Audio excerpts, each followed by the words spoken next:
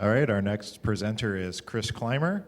He is an Academy Award-winning computer graphics professional who is perhaps best known as the inspiration for the title of the Poe Bronson's The Nudist on the Late Shift, but is also a longtime expert of near pioneer status. All of those things are true. All right, so I want to talk to everybody today about the Mac.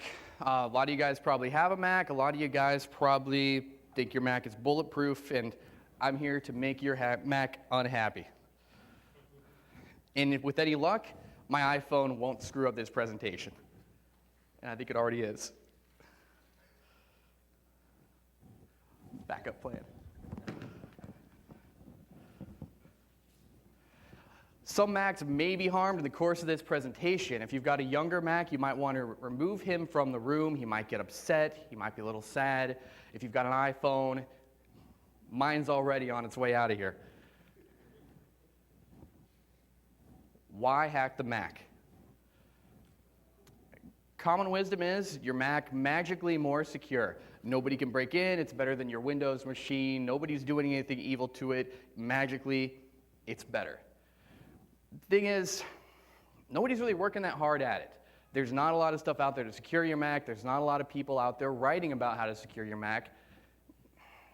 Maybe we're just not thinking that hard about it. Maybe we've got all our heads in the sand and we don't know what trouble might be coming. So the reasons we think that the Mac is more secure than other operating systems. It's built on Unix, right? Unix is perfect. Nothing bad ever happens on Unix. There's never any vulnerabilities. So of course, the Mac doesn't have any vulnerabilities either, right? Nobody's got a Mac. There's not enough of them out there. Why would anybody bother wasting their time on one? I mean, there's much better things to be hitting with your attacks, and you don't run as administrator by default on the Mac. Hey, if you're not running as administrator, nothing bad can happen either, right? Thing is, Unix systems, they do have vulnerabilities. Sun will tell you that, Red Hat will tell you that, IBM, any Unix vendor, they've got a long list of them, and Sun and Red Hat in particular, every single month. You'll see a nice list of all kinds of new problems that they're fixing, which is good, but any piece of software is going to have flaws, and Apple is not magically immune from that.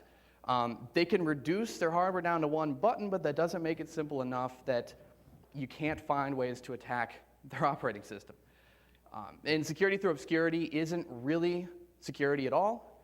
And 7% of the market is still a lot of people out there with Macs. And that's just Macs. That's not including iPods. That's not including iPhones. There's a lot of other stuff out there, and they're building more things running their software every single day. And obviously, you don't need admin privs to make evil things happen. There's a lot of good stuff you can do without needing them at all. And of course, you can escalate privileges on a Mac. Then you do have your admin rights, and game over. Oh, maybe we're not trying hard enough, but we are. A couple years ago, some guys had what they called the month of Apple bugs. Let's take a month and let's just work as hard as we can to find problems in Mac operating systems. And they did. Every day they had a new one. Now, they worked on them ahead of time. They had these all stored up in advance. It's not like they just every day started from scratch. But point is, for a month, they released something new every day. So guess what? There have been problems in the Mac OS. Now, these things got patched, and Apple was very busy that month. But point is that if you guys just decided for a couple of months there to really, let's target this, and they found stuff. If more people are targeting it, you're probably going to find more. This was just a couple of guys looking at it for a short period of time. So I'll talk a little bit about how OSX is put together. It's a lot of proprietary Apple stuff, open source BSD licensed code, a little bit of GPL stuff. All this stuff kind of stuck together to build their own OS. So there's some things that work like you would expect on a Linux or BSD system. There's some things that make no sense at all. Go and edit the resolve.conf file on your Mac, and you'll pull your hair out. Why am I not changing my DNS records? They've got their own daemon for that, but they still leave the file around. They do a lot of weird things their own little Apple way. They change behavior of a lot of these tools. They also like to standardize on specific versions of tools. Not a common thing for a lot of commercial software vendors. You want to have your stable version. Everybody knows this works. It's been tested. It's what people expect. But a lot of times they will standardize on that version that they're comfortable with, and maybe there's vulnerabilities in that in the open source version. An example of that, there was a Perl runtime, PCRE. They included in WebKit, and one of the vulnerabilities that Charlie Miller found in Safari was in WebKit, was in PCRE, and the way he put it was, all you really need to do to find an Apple vulnerability, go down the list of open source software that's built into an Apple product. Once you've identified one of those pieces of open source software, go read the change log. Look at all the security changes that have been made, go take advantage of them in OSX, because they probably haven't gotten around to updating the latest version that fixes all those things. It's not hard.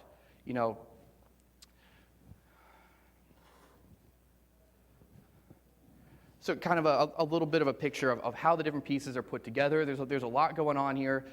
You've got all of Apple's proprietary stuff with Akka, with Carbon, with Cocoa, but you've got all this open source code right there at the core, involved in the networking, involved in tying these things together with the mock kernel. Darwin stuff is all open source utilities.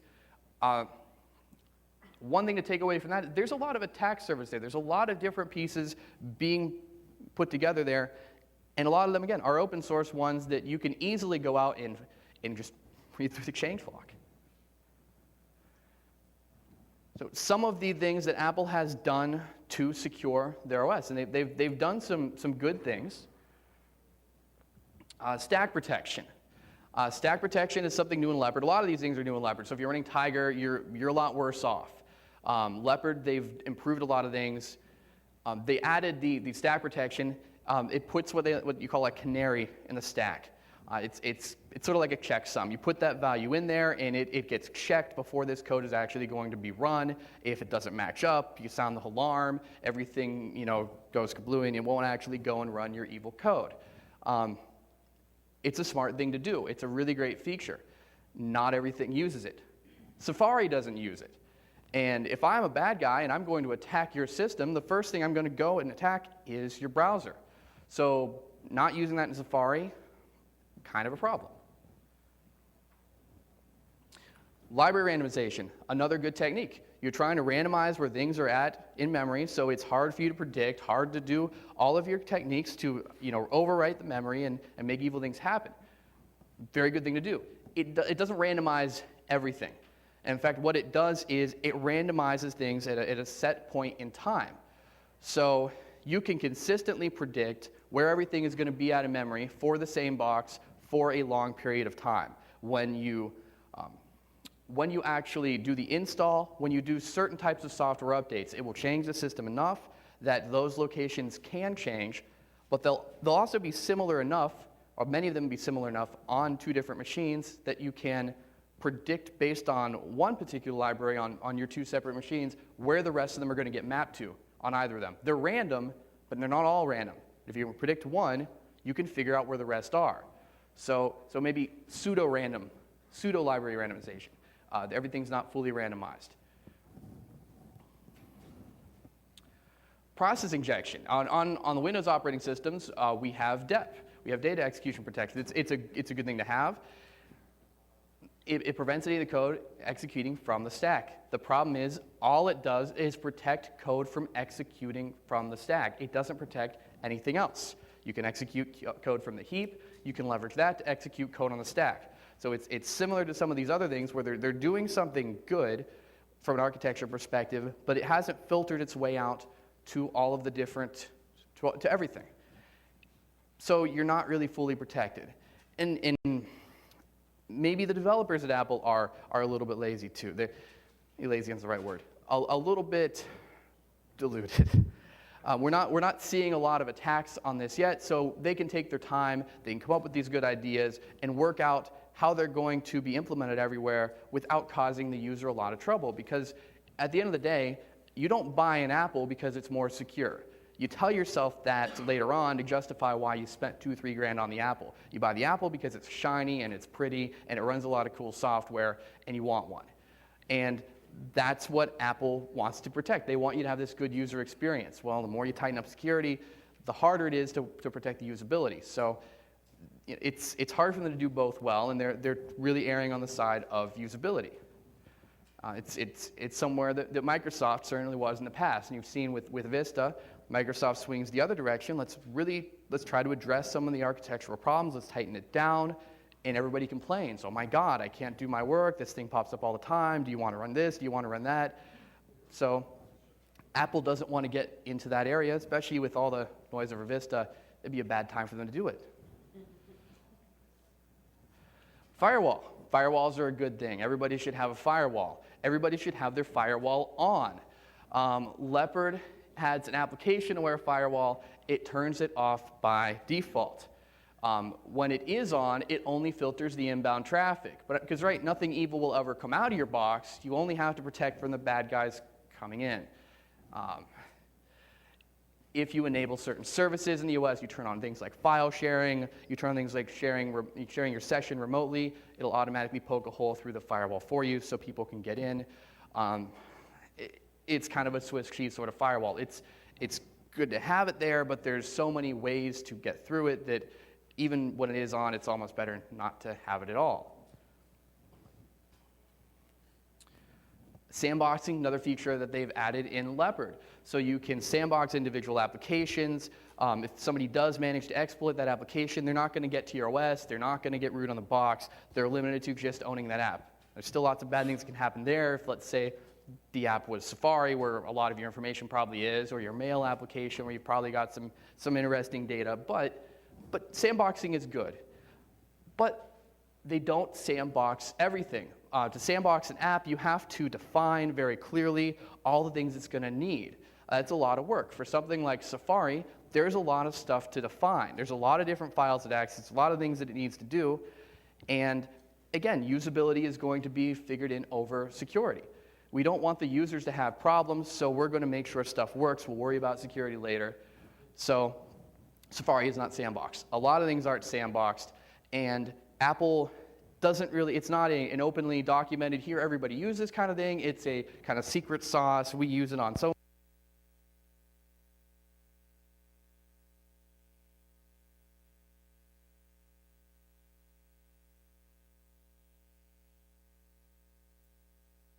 Check.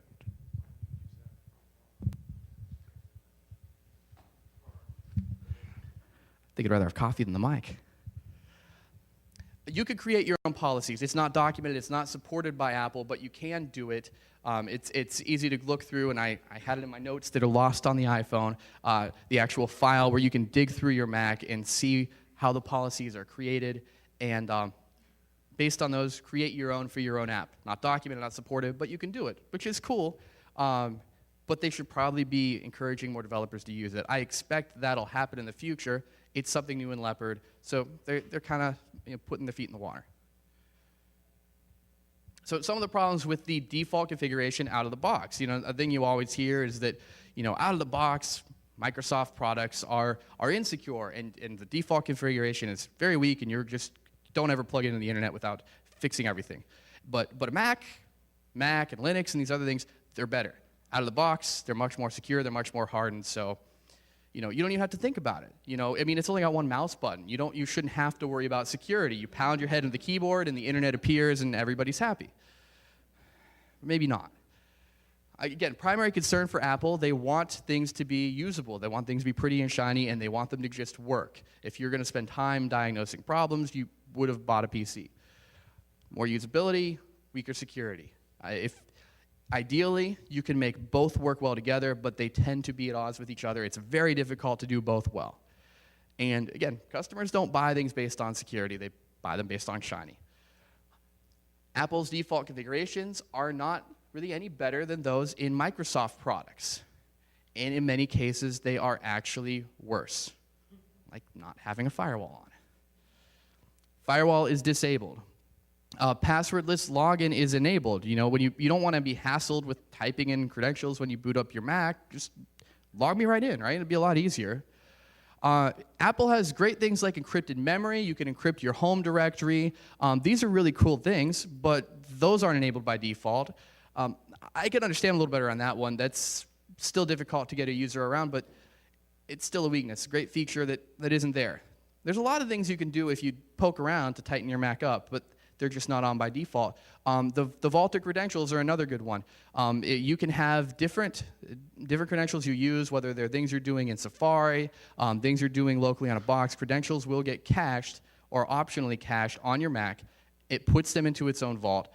The password for that vault is the same as your login password by default. That means that if you want to open up that vault, you don't have to put in any creds. It's very, very easy and convenient, very usable. What it also means, the password's the same as what you use to log in with, and if somebody manages to get into your login session, again, you don't have to sudo to root, you don't have to provide credentials here. If somebody manages to somehow get into your session, they can get to your vaulted passwords. So that is an issue. You can change them, but now you've got to remember 2 passwords, kind of the whole chicken and egg single sign-on thing. Guest access to file shares is turned on by default. Nothing's shared by default. You're not sharing out your root hard drive or anything, but by default, a guest user can get in any file shares you do create. You can lock. You can set up the screensaver to lock. That's turned off by default as well. Safari. Safari is a very popular target on the Mac. Safari is, if you're not familiar with Safari, it's the web browser on the Mac. It is probably the most exposed application in OS X. To be fair, the browser is the most exposed things on really any OS. If I'm going to attack a Windows machine, a client, a desktop Windows machine, I'm going to look at IE. If I'm going to attack a Mac, I'm going to look at Safari. If I'm attacking a Linux machine, I'm probably going to look at Firefox, unless I've got some, ODay links vulnerability I'm going to use. But so Safari is what you're probably going to attack. For the last 2 consecutive years, it's been exploited at CanSec West. In fact, the vulnerability used year 2, he had year 1, he sat on it for a year, and then used it to win the second year. Same guy won both years. So nobody else found this in a year, which says people aren't looking that hard. It also says those people include Apple. That ODay was sitting around for a year, and it still worked. The way he's put it is, it's easy. All you got to do is read the change logs. Safari renders or parses more than 20 different formats, PDFs, and we got all kinds of different image types here. We've got Java plugins, we've got QuickTime plugins, we've got Flash plugins. What this means is Safari is very, very complex. You've got all this different things going on, and the more complex you're making it, the more potential there is for a bug. The more potential there is for a bug, the more potential there is for an exploit. The attack surface on Safari is huge. URL handlers can be used by Safari to launch an external application. So if I can make your user go to one of these types of URLs that I've constructed, I can make that open up a different application. Maybe I don't want to attack Safari. Maybe I figure they've spent enough time on Safari, but some of these desktop apps, maybe iCal, the calendaring app on your desktop, maybe I don't think they've spent much time working on that. So I'd rather have my exploit launch in that program instead of trying to exploit Safari. Some of the things you can potentially launch through Safari are VNC sessions. You can do file share mounts. Safari automatically opens certain file types and other applications. This allows somebody to target applications that are considered local. There are certain safe file types. These are things that open up without any prompting because nobody's ever going to do anything evil to you through these safe file types. They are all defined within that file there. And nothing bad ever happens through a PDF, right? Nothing evil's ever come through on one of those, so we should just open it right up and not think twice about it. QuickTime, same thing. You almost never see security updates for QuickTime. It'll open up installer packages automatically. To be fair on that one, when it goes to install, you're probably going to be popped for your creds and maybe have a Trojan installed in the background. But at least you're going to be prompted for your credentials. There's a lot of stuff there. By default, it's going to open. It's very usable. It's very convenient. People don't have to think about it. They don't have to worry about which app is going to open it, but not exactly the best decision for security. So I'll talk a little bit about malware for the Mac. There isn't any, right? Nobody's writing Mac malware. Every year, we get a report, the first Mac malware. It's amazing. Every year or two, somebody writes the first piece. There's been a lot of them. If you look here, it's a little small, but you can see April 2004, first malware for OSX, 2006, first OSX malware, 2008, OSX malware. They've had a lot of firsts. I guess you just have a short memory. Like anyone else, Apple's actually had a pretty long and distinguished history with malware. It had the first virus targeting home users, 1982. So there's been malware on Apple platforms probably longer than some of the people in this room have been alive. It spread via floppies. It popped that message up onto your screen. Not exactly dangerous, kind of cute. Kind of miss those days when all you're going to do is that instead of trying to steal my credit card information or build a botnet. But 1982, Apple malware. 1987, we get our first virus for Mac OS. Not different code base than the OSX we're used to. This OS 4.1. They released the source code. So this actually stuck around in different variants until OS 8. People kept improving on it, kind of like this open source thing, making it better and better and great stuff. One of the things NVIDIA did, it would stay dormant for a long time. You wouldn't see it right away. It'd get propagated all your backups. And then after a while, you would realize you had been infected. One of the funny things it would do, it would use the ability for the Mac to do text-to-speech, and it would talk to you out loud and say, don't panic. Nothing to worry about. Again, it's cute. A lot better than stealing my credit card information, sending spam. Things aren't that way anymore. On February 13th, 2006, we get our first OSX Worm, Leap.a. It's spread by sending it around through instant messaging, through the iChat application that is bundled with the Mac. So it's not third party, bundled with the Mac. It's a Trojan. It's not a very good Trojan. Once it sticks itself in an executable, that executable no longer runs. It's usually a pretty good sign that something bad has happened.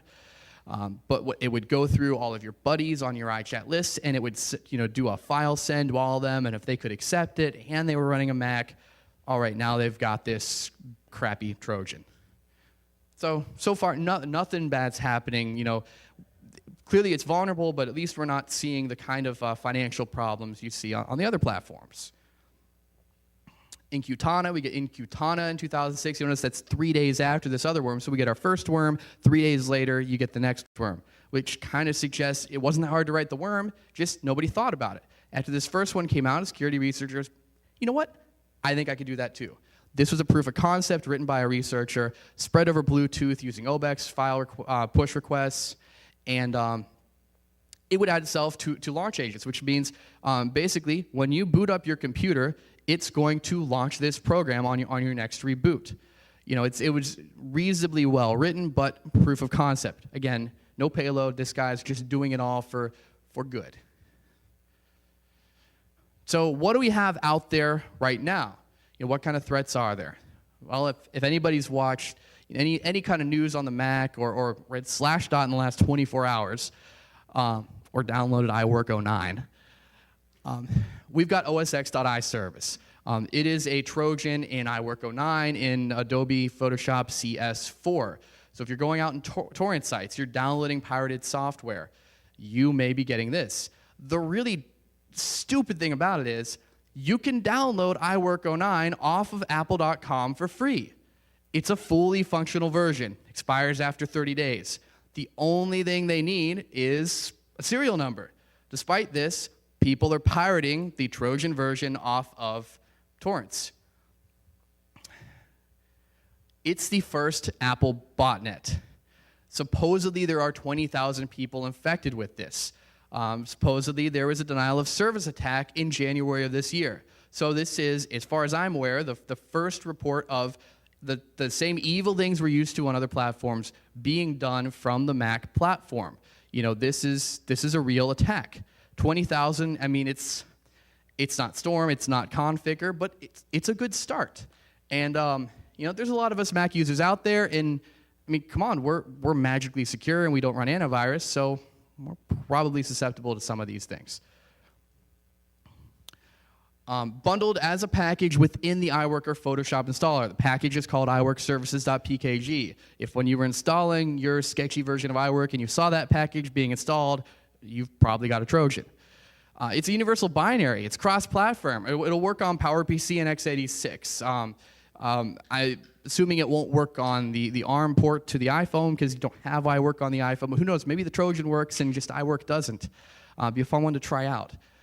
Check to see if it has root before attempting install. You know, when you get popped for your creds during the install, and that'll give it root as well. And if you haven't given it creds, it won't try to install the Trojan, so you don't get any nasty error messages or anything weird.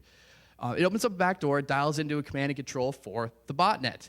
It encrypts the traffic to its command and control using AES encryption. You know, it's a reasonably robust piece of malware. So this looks familiar to anybody that's looked at malware on the other operating systems. I put this up here just to give an idea that this is the same stuff.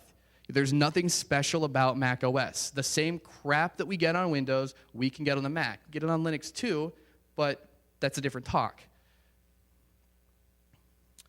Talk about the iPhone a little bit. A lot of people have the iPhone. Maybe more people have the iPhone than the Mac at this point. It's very popular. To give you an idea of what's going on under the hood on your iPhone is a little tiny Mac.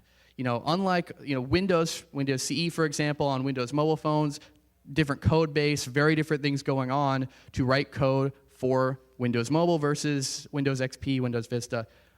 Writing code for the iPhone is very similar to writing code for the Mac. They've basically stripped away the fat, put just what you need to make the phone work on there, and put a slick GUI on it, multi-touch, and accelerometer so you can make photos jiggle around. And it's basically OS X ported over to the ARM platform. The iPod OS is also certain parts of OS X running on that platform. Applications are packaged up in the same way. So again, very familiar environment. A lot of the same applications exist on both. And a lot of the security controls have been weakened or removed. So a lot of the good things that we see in OS X, they just aren't there. There were already flaws with those, and I guess Apple just said, well, why even bother on the iPhone? And nobody's going to try to attack that. I mean, come on. We all know your root password. The root password for your iPhone is probably either Dottie or Alpine, or they may, if they've changed it in later versions of the firmware, maybe in 3.0, it's some other very short, alpha string. That's baked into your firmware. It's identical for all the different iPhones. Now, you don't have a shell enabled by default, so it shouldn't be too big of a problem unless you've jailbroken, you jailbreak, and you've got your SSH server, but that's not supported by Apple, so that's not really their problem, but it is an issue that it's baked in. Not that big of an issue, though, because guess what? Everything runs as root anyways, so I don't need your root password. If I can cause anything to be exploited on your iPhone, it's going to run as root. There is no privilege separation. That's our magic stuff on Unix that's supposed to be better than Windows. We don't run everything as administrator. We do on the iPhone. Luckily, nobody's found a way to get a remote shell on an iPhone that has not been jailbroken, but they're working on it. They're very close. It's believed that you can make it happen. It just hasn't happened yet. It's very likely it's just a matter of time. And the great thing about that is I get a remote shell on your iPhone, I have a remote shell as root. Some of the issues in the applications that have been found, Mail.app, it automatically renders all HTML mail. Now other clients do this too. The thing about this, I can't turn it off. I can't say just give me plain text. So everything's going to be rendered. If you have anything evil going on, it's going to be harder for me to see it. It's going to pull down all the images automatically. It's also going to truncate the long URLs. If you have a really long URL, it's hard for a user to see that. They don't want the user to have a bad experience, be traumatized by a gigantic URL. So they strip out a bunch of characters in the middle, try to shorten it to a little over 20 characters, and so you see the beginning and the end of the URL. So if I make a URL of yourbank.com.mywebsite.org/index.html, if I make that long enough, you're just going to see it as yourbank.com. So tremendous potential for phishing attacks on the iPhone. You can leverage these issues, again, for phishing. You can direct Safari to a malicious website that's got your own evil code to own Safari with. Mobile Safari does not support all the file types that Safari on the desktop does. So you have a smaller attack surface. It does use the same outdated open source software. Again, one of the vulnerabilities that was found in WebKit, this was an iPhone vulnerability when they were targeting Safari. They were targeting mobile Safari. And again, read the changelog on the open source project, you're going to find a bug. Works just as well for the iPhone, maybe even better because you don't have some other controls. All the vulnerabilities that have been publicly identified for the iPhone have currently been patched. That doesn't mean they're not out there. It just means any security researchers that have reported them, Apple has fixed them. Everything that's been said suggests it's very easy to find these things. It doesn't take much time at all. There's probably others we don't know about yet. The stuff that has been found, there have been heap overflows. They allow you to own the phone through a simple JavaScript. So what can you do to make your Mac more secure? Don't let this guy be the one who owns your Mac. If you do, you'll be very embarrassed. Don't install sketchy software. Don't go out on the BitTorrent sites and pull down that free version of iWork or whatever. I mean, in looking at a lot of these, they're common sense for a PC user. I'm not saying anything radical here other than the Mac isn't magical. Steve Jobs didn't come down from the heavens and bless it to be immune to antivirus, to be immune to any kind of virus. It's got the same problems as anything else. You should be running these, you should be patching your Unix machines, you should be patching your Mac, just like you patch your Windows machines. Update your software. Apple has patched a lot of these vulnerabilities. If you patch them, you're not going to be vulnerable to them. On the iPhone in particular, it's very easy not to bother patching. That's why it's a lot more concerning with some of these issues. A lot of people don't bother. Doing a firmware update can be a hassle. I don't want to have to flash everything and start over, so these vulnerabilities are probably going to stick around. If I'm a bad guy for my money, I'm going after the iPhone. It's a much juicier target.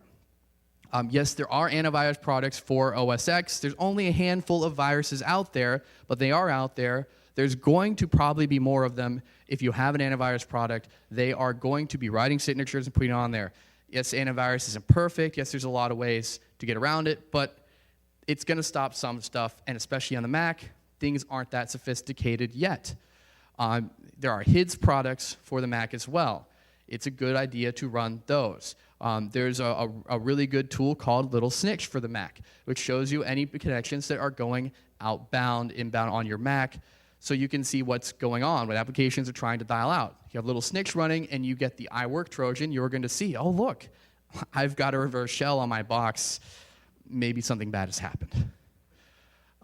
Don't use Safari. I don't use Safari.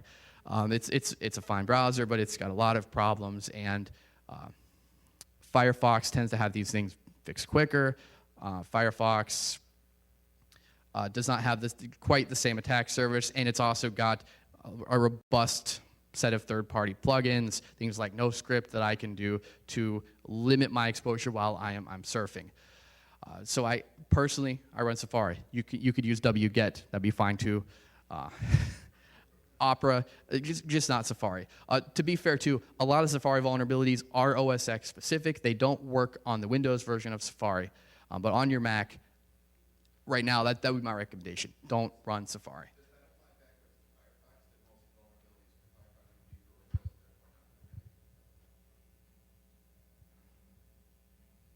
They're going to, depending on the vulnerability, they may or may not apply to one or both. There's been lots of Firefox vulnerabilities that are several that are cross-platform.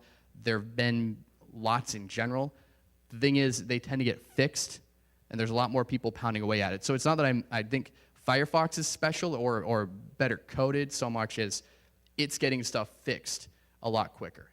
And it's not quite as exposed. It's not as integrated with the OS. So in a lot of ways, the issues with Safari on OS X are like the issues with IE on Windows. They're the same vendor. They want to bundle them together. They want the user to have a great experience, and that makes for more vulnerabilities.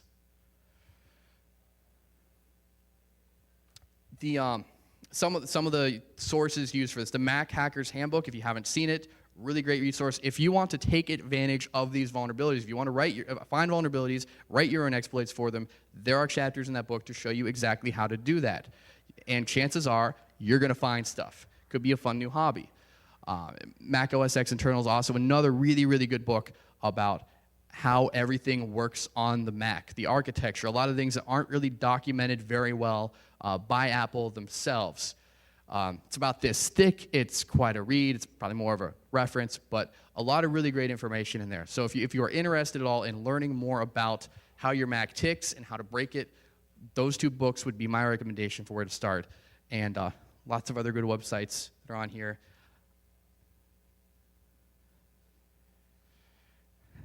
And that is it.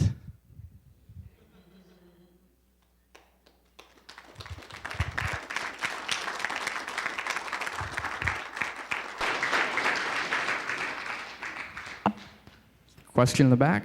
Yeah, what do you suggest as far as Mac antivirus? There's not any particular vendor that I endorse right now. They all only have a couple of signatures, but I would just recommend picking something. Anybody else? All right, thanks a lot. Hold on, Chris. In the back? Got bright lights in my eyes here. Do you have a theory as to why the iPhone wasn't owned at Pwn to own? I mean, no one even touched if it's so easy. I think Charlie actually talked about it. I'm trying to remember why he said they didn't target it.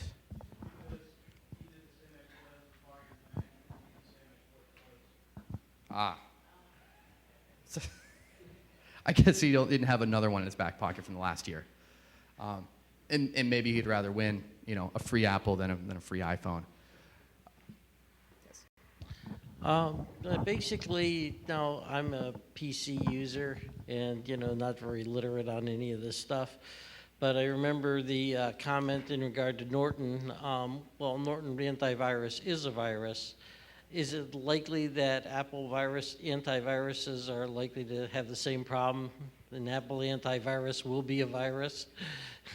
If you're doing the real-time scanning and things like that, it's obviously going to be a drain on your system. Yeah, in general, anything you're going to do like that is going to cause some problems. Some antivirus products are better in that regard than others. It's kind of a software development issue. I don't know that inherently antivirus has to bog down your system, but I would expect that as we get more threats on the Mac, as we're running antivirus products on there, as we're running HIDS products on there, guess what? We're going to have our system bogged down more. We're going to need more memory. We're going to need more processor.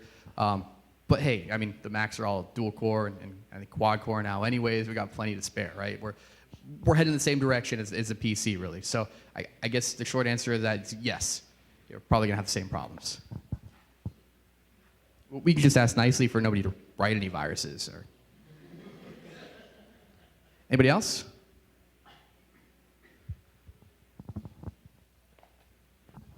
So I thought it was interesting that the first sort of real Mac exploit was relatively recent. And I just wondered, is it easier now if it's running on an Intel?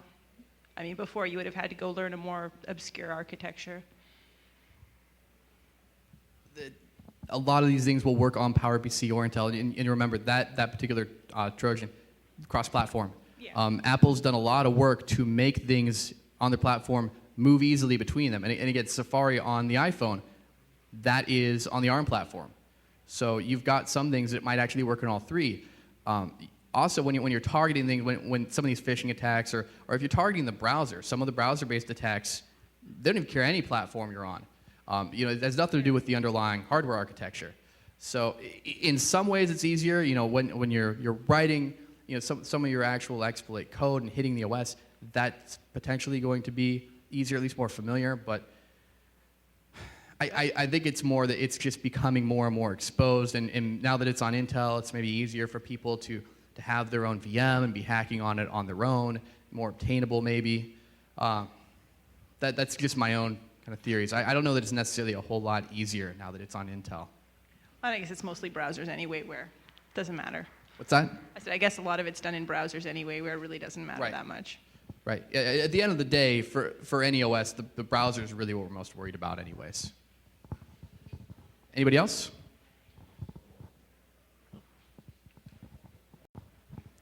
Yes, you shouldn't install that pirated copy of Photoshop you have, Ted. Thanks. No. What about Safari 4, the beta that's just been released a couple weeks ago or whatever? I've not looked at that whatsoever. Okay, just wondered. So if it's got any really cool whiz-bang security features they've added, I don't know about them. I'm guessing it's still exploitable. And again, it's not that Firefox is magically better written, it's that stuff's getting fixed quicker. Is there a reason why Apple isn't reading the same change logs and fixing these things proactively? I wouldn't say they're not. It's not an uncommon problem for commercial software vendors. You see a lot of people that bundle up open source software in commercial products, and their software lifecycle is not the same as the open source lifecycle. An open source product, they might have people, writing changes on a daily basis. If you were a commercial software company, you want to put that through QA. You want to do rigorous testing of that, make sure it's not going to cause any problem. Because still, you having a glitch that caused, some kind of bad user experience because of a bug, it's worse for Apple than a security vulnerability. They're more concerned with that. They want everything to just work. So it's not that they're not aware of them. It's that, well, we know that's out there. We've assessed that risk and said, you know what? We're willing to live with that until we have the time to, on our 6-month or whatever our schedule is going to be, to actually release the new version of that, which maybe that'll still be behind. So it's really, if you think about it, they're in the same place that Microsoft was several years ago, where they're kind of lackadaisical. They're not releasing things on a regular schedule. Good or bad, Microsoft has this 1 month, here's your patch, and they're on it, and if it's really bad, it could be even sooner. Apple is a lot more laid back about it. They're heading more in that direction because of things like the month of Apple bugs. They're seeing more of these things come up. They're getting a little bit more freaked out. They're taking it a little more seriously, but they're still a little laid back about it. But yeah, that's not a problem unique to Apple. A lot of other people have the same issues with their open source software. They're bundling commercial stuff. It's not an easy thing to get around. Reality is a lot of these open source things, maybe they weren't as stable. They had the security problem fixed, but it hasn't been tested enough to really know it's not going to cause any other problems. Anybody else? All right, thanks a lot.